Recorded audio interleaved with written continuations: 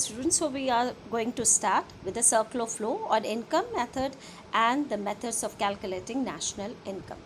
हम यहाँ पर सर्कुलेशन फ्लो ऑफ इनकम देखेंगे. कंट्री में मनी का मूवमेंट एक जगह से दूसरी जगह कहाँ होता है, किन सेक्टर्स में होता है, and how we are going to solve the national income. किस तरह नेशनल इनकम निकालेंगे वो देखेंगे. Now you can see that what we have to do without government and external. See, in previous years we are going to teach every student about the external and government interference also, but in your course these two things are excluded from here. Now we are only going to study about the household and the producer sector.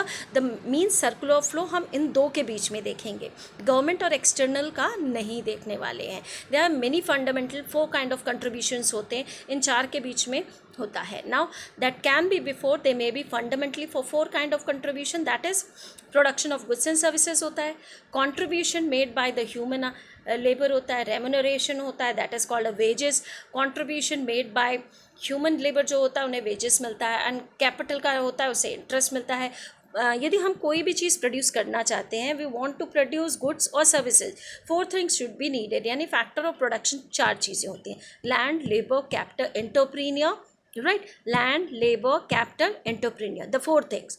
अब जब ये 4 thing household sector से producer sector को जाते हैं, तो producer sector इनसे करता क्या, ये लोग अपनी यदि अपने पोटेंशियल अपनी सर्विसेज प्रोवाइड करते हैं तो क्यों देते हैं, क्योंकि लैंड को रेंट मिलता है, लेबर को वेजेस मिलता है, कैपिटल को इंटरेस्ट मिलता है, and entrepreneur receives profit.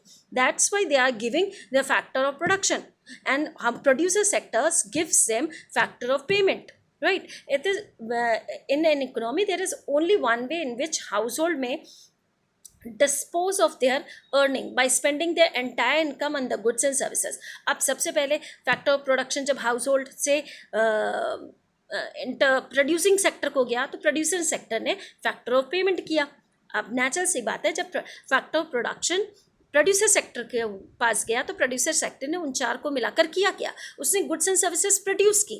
Right, अब प्रोड्यूस क्यों किया है, सेल करने के लिए. अब मार्केट में गुड्स एंड सर्विसेज वो हाउस होल्ड सेक्टर को बेचता है, तो हाउस होल्ड सेक्टर को जब बेचता है गुड्स एंड सर्विसेज, तो हाउस होल्ड सेक्टर क्या करता है, उन गुड्स एंड सर्विसेज को खरीदता है, यानी एक्सपेंडिचर करता है. Right, by spending their entire income on goods and services.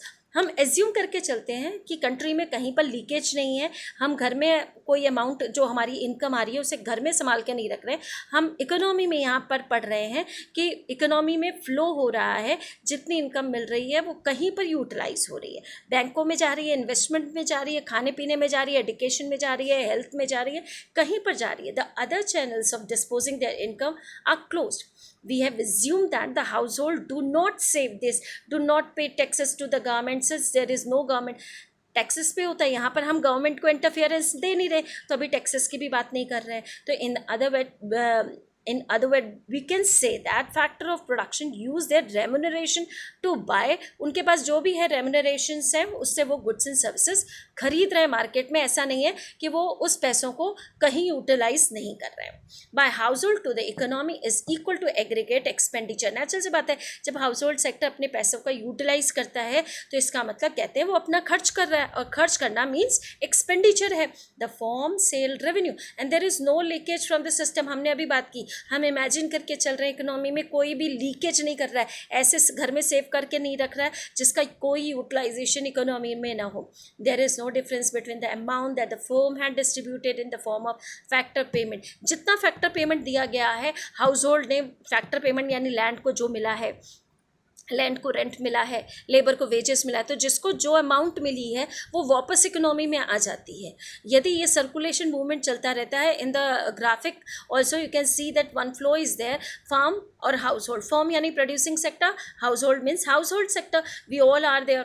ठीक है, एरोज यदि देखो तो एरोज बने हैं, हाउस होल्ड सेक्टर से फैक्टर ऑफ प्रोडक्शन जा रहा है. राइट, फैक्टर ऑफ प्रोडक्शन जा रहा है तो फैक्टर सर्विसेज लिखा हुआ है, अब फर्म से फैक्टर पेमेंट आ रहा है।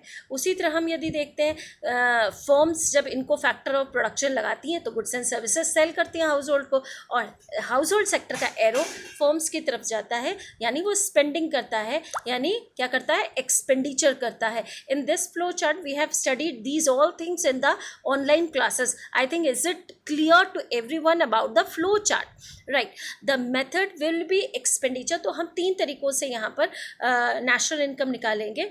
एक निकालेंगे हम लोग वैल्यू एडेड मेथड से, यानी प्रोडक्शन जब हो रहा है उसकी वैल्यू को इन्हेंस जब हो रही है तो उसकी कीमत क्या रखी जा रही है, उन सबको ऐड कर लेंगे। इस तरह से भी नेशनल इनकम निकाला जा सकता है। The second way is expenditure method.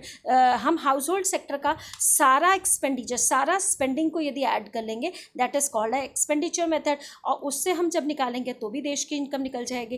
And the third way is income method. Income में कंट्री में जितने भी लोग अपने फैक्टर्स में लगे हुए हैं, प्रोडक्शन में, यूनिट में लगे हुए हैं, चाहे गुड्स प्रोड्यूस कर रहे हैं, सर्विसेज प्रोड्यूस कर रहे हैं, तीनों सेक्टर्स में, प्राइमरी, सेकेंडरी, टर्शरी, कहीं पर भी कोई इंक्लूड है, उनकी इनकम्स को ऐड कर लो तो भी नेशनल इनकम निकल जाएगा। कुल मिलाकर नेशनल इनकम निकालने का there are 3 ways to find out या calculate national income. The first one is the value added method, the second one is expenditure method, and the third one is income method. Now next, in the next video